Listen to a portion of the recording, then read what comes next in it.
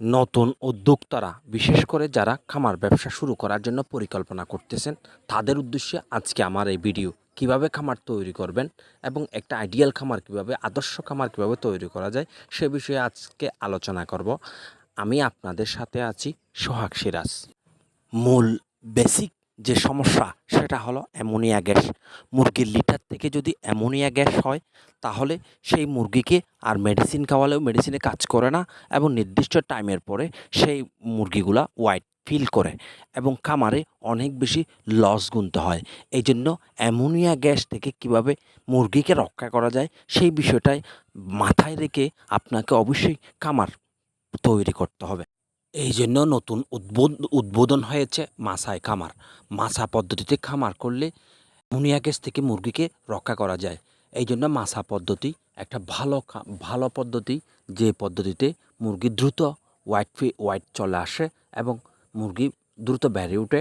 Medicine এবং ওষুধের তেমন কোনো খরচ থাকে না।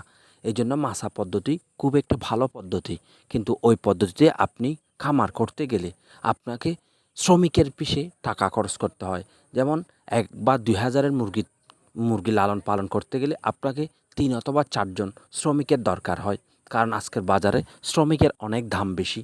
সেই পরিমাণ আপনার খামারের প্রফিট হয় কি না সেটাও বিবেচনা করতে হয়। এই জন্য আজকের ভিডিও আমি আপনাদের দিয়েছি যে পদ্ধতিতে খামার করলে অল্প খরচের মধ্যে একজন মানুষই ১.৫ থেকে ২ হাজার মুরগি অনায়াসে পালন করতে পারবে।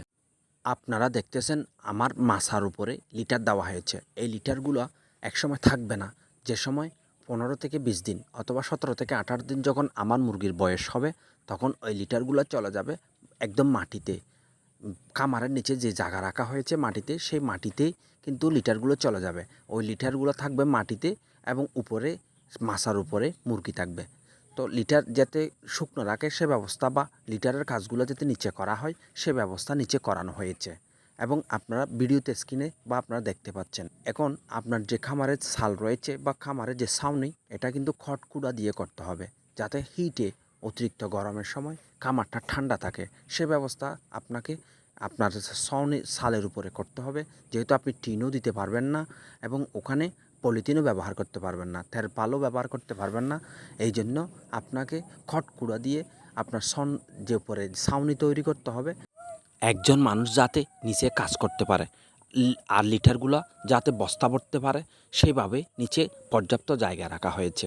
এই জন্য এই পদ্ধতিতে ভালো একটা রেজাল্ট আসে। এই জন্য আপনারা একটু চেষ্টা করে হলেও এই পদ্ধতি ফলো করতে পারেন।